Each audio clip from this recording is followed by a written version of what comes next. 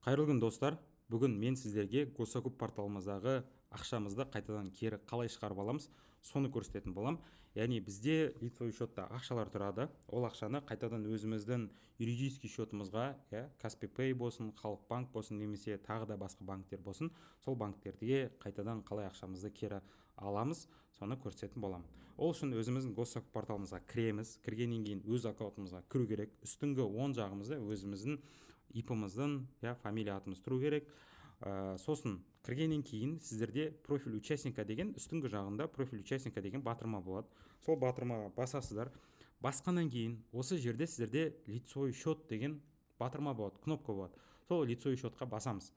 Басып, кішкене астқа түсірсеңіздер, сол жақта информация о лицевом счете деген бөлім бар. Осы бөлімде сіздің лицевой счетыңыздың номері, ол маңызды емес. Одан кейін маңызды сіздің суммаңыз, общий лицевой счетта тұрған, оның қаншасы сізде қазір заблокированный болып тұр, оның қаншасы доступный сумма болып тұр, соны көрсетеді.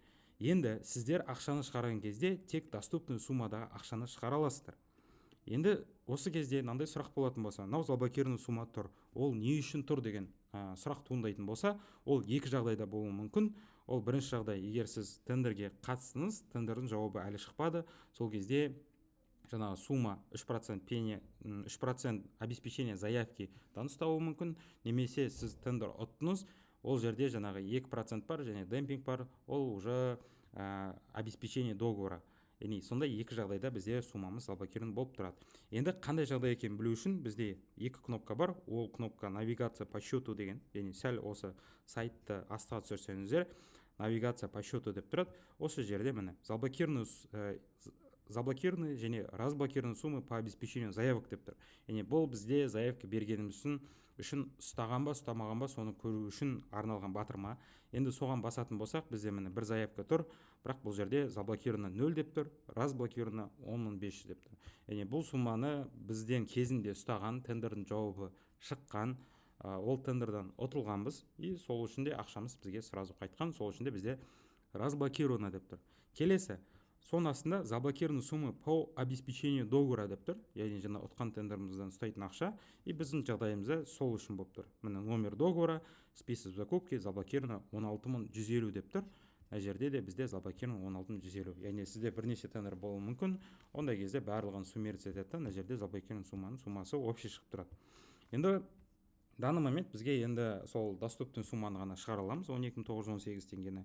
Ал мынау заблокирован сумманы полностью тендерді орындап біткеннен кейін, тендердің ақшасы түскеннен кейін, бізге статус договора исполнен қылып заказчик өзгертеді. Сол кезде мынау заблокирован сумма біздің лицевой счетымызға обратно қайтады. Сол кезде ғана шығара аламыз.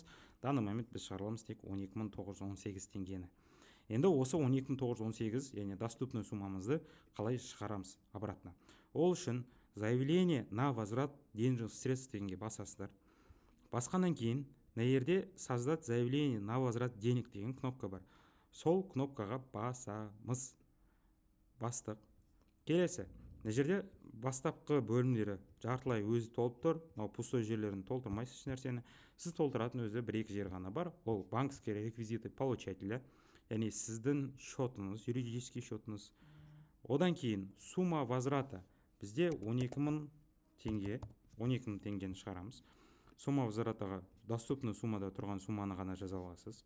Келесі, назначение платежаға в основном возврат излишне зачисленной суммы деген таңдай беріңіздер, стандарт осы жүреді. Келесі, юридический адрес бассақ, өзінің юридический адрес шығады, соны таңдаймыз. Номер телефонаға қатты маңызды емес, өзіңіздің номерін жаза саласыздар. Выбрать утверждающее заявление деген жерге жаңағы ИП кім сол кісінің аты шығады, егер де ешқандай сотрудник болмаса. Все, сохранить деген кнопкаға басамыз. Бізде сақталды, статус заявления пока что черновик болып тұр, өйткені астына түсіріп біз подписать заявление жасау керекпіз. Яғни біз подписать заявление деген кнопкаға басамыз. Басқаннан кейін осы жерден өзіміздің ETSP-мызды таңдап аламыз. Так, таңдадық, ETSP-мыздың паролін жазамыз. И бізден уже заявлениеге қол қойылды.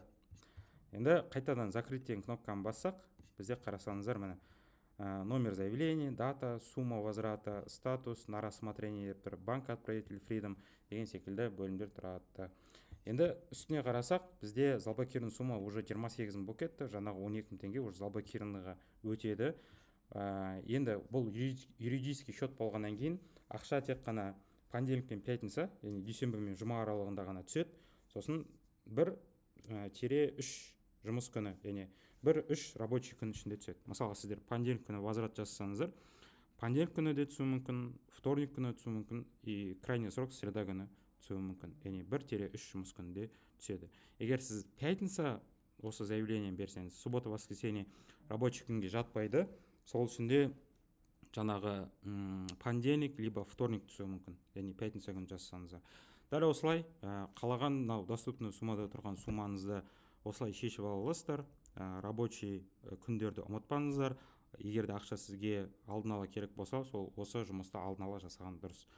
Одан бөлек, дәл осы секілді пайдалы ақпараттар, видеолар керек десеңіздер, пайдалы деп санасаңыздар, міндетті түрде осы каналға тіркеліңіздер, осы видеоға лайк басыңыздар, комментарий жазыңыздар. Подписка мен лайктың саны көбейген сайын осындай құнды тегін ақпараттар бұл каналда өте көп болады. Және де егер де тәңірге байланысты белгілі бір консультация керек десеңіздер, ақылы түрде жасауға болады. Және осы номерге жазсаңыздар жеткілікті. Сау болыңыздар.